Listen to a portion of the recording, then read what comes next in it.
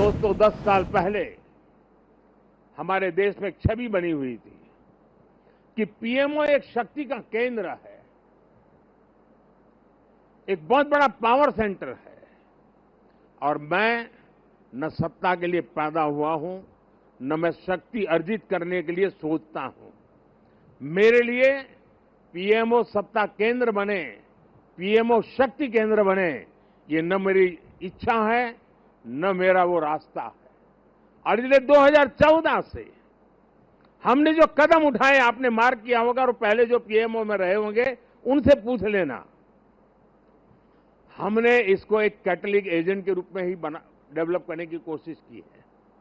वो कैटलिक एजेंट के यहां से ऊर्जा प्रसारित होती रहे, यहां से नई नई चेतना प्रसारित होती रहे, जो पूरे तंत्र के अंदर एक प्रकार से विद्युत की तरह नई चमक दे, नई रोशनी दे, नई सामर्थ्य दे।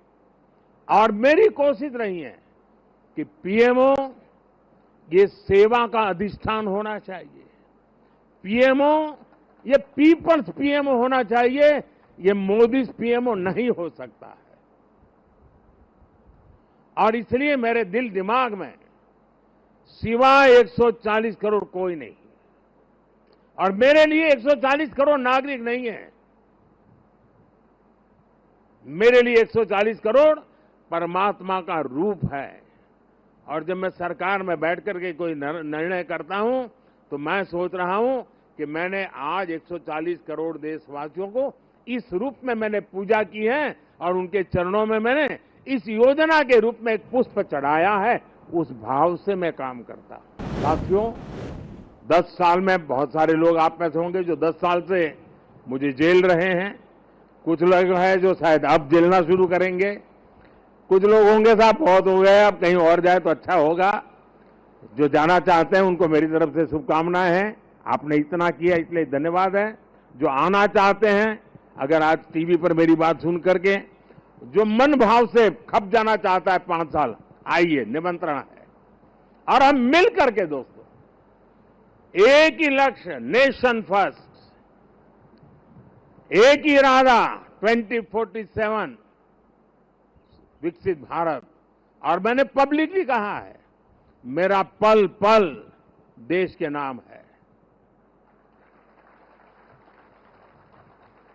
और मैंने ये भी वादा किया है देश को, 24/7 फॉर 2047। मुझे वो टीम से अपेक्षाएं हैं, मैं मेरी टीम से ये चाहता हूं। और उसमें भी मैंने मिला हुआ काम समय से पूरा कर दिया, मुझे मिला हुआ काम गलती के बिना कर दिया। मैं समझता हूं अच्छी चीज है, लेकिन परिपूर्णता नहीं है। मैंने उसमें वैल्यू एडिशन क्या किया? मैंने पूरा किया, लेकिन ज्यादा अच्छे से पूरा किया। मैंने पूरा किया, लेकिन आगे अब किसी के सर पे बोझ नहीं रहेगा, इतना मैंने करके रखा है। अगर हमारा भाव है, हर चीज में वैल्यू एडिशन, हर चीज में क्वालिटी अपग्रेडेशन, तो मुझे पक्का विश्वास है दोस्तों कि हम 5 साल के भीतर भीतर जिस सपनों को और संकल्प को लेकर के चले हैं, उसको हम परिपूर्ण कर सकते हैं। 10 साल का मेरा अनुभव है, जो तय किया उसको हम करके रहे हैं।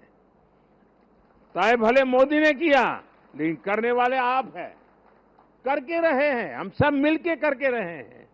हम सबकी सामूहिक शक्ति का परिणाम है कि हमने एक कैटलिक एजेंट के रूप में इसको काम किया है।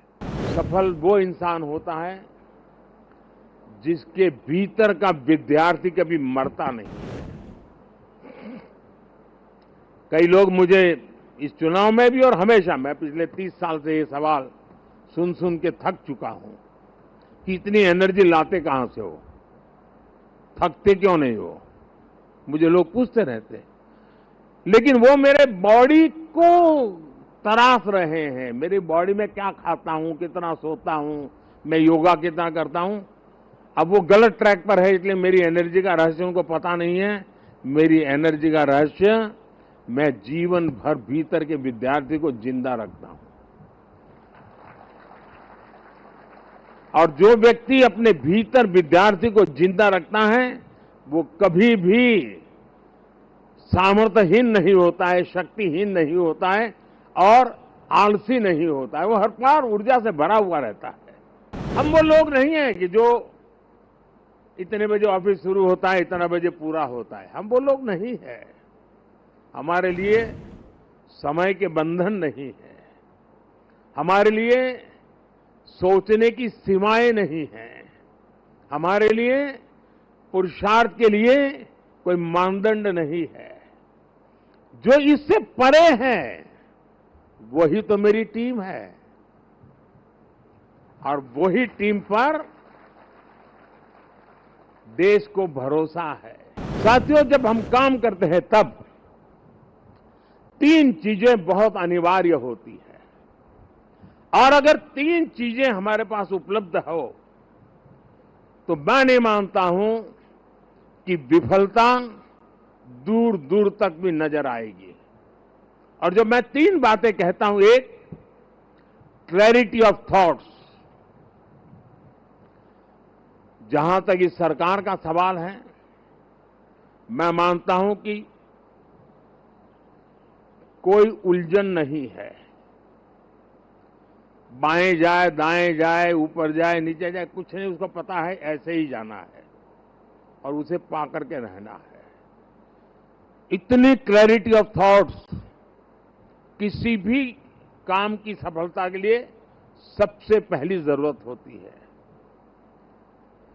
फेथ इन कन्विक्शन दूसरा पार्ट है कि जो मैं सुन रहा हूं, जो मुझे बताया जा रहा है, उसके प्रति मेरे मन में अश्रद्धा नहीं होनी चाहिए।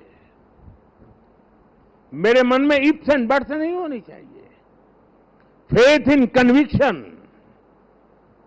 जो मैंने सुना है और अनुभव कहता है कि हाँ यार, मेरे विचारों में मेल नहीं बैठता है, लेकिन यही है रास्ता, तो चलो लग जाओ। लेकिन इतने से भी पूरा नहीं होता है। Clarity of vision, faith in conviction is not enough to achieve. और इसके लिए चलता है कैरेक्टर टू एक्ट। मुझे अपने व्यक्तित्व को उस प्रकार से गढ़ना पड़ता है। मेरे समय का सर्वाधिक उपयोग उस काम के लिए लगाने का मुझे प्रायोरिटी तय करनी होती है। खुद को खपाना पड़ता है। मेरा शरीर, मेरा मन, बुद्धि, सब कुछ मेरा कैरेक्टर टू एक्ट, उस काम को पूर्ण करने वाले कैरेक्टर के रूप में अगर निकलता है तो मैं परिणामों को प्राप्त कर। मेरी टीम के पास ये सब कुछ संभव है दोस्तों। जिस टीम ने मुझे 10 साल में बहुत कुछ दिया है, उसमें हम और नया क्या कर सकते हैं, और अच्छा कैसे कर सकते हैं, और जल्दी कैसे कर सकते हैं, और ज्यादा स्केल पर कैसे कर सकते हैं। अगर उन चीजों को लेकर के आप साथ ही आगे बढ़ते हैं तो मुझे पक्का विश्वास है कि 140 करोड़ देशवासियों ने आपके पुरुषार्थ को मोहर लगाई है। ये चुनाव मोदी के भाषणों को मोहर नहीं है। ये चुनाव आपके 10 साल के हर सरकारी कर्मचारियों के पुरुषार्थ को मोहर लगी हुई है। इसलिए इस विजय के बड़े हकदार अगर कोई है तो आप लोग हैं। इस विजय के सच्चे हकदार कोई है तो भारत सरकार के हर कर्मचारी भी हैं कि जिन्होंने एक विजन के लिए अपने आप को खपा देने में कोई कमी नहीं रखी और देश में पहले से बहुत तेज गति से काम हुए, जिसका परिणाम भी नजर आ रहा है। लेकिन मैं एक नई ऊर्जा के साथ, नए हौसले के साथ आगे बढ़ना चाहता हूं। मैं विराम करने के लिए पैदा नहीं हुआ हूं।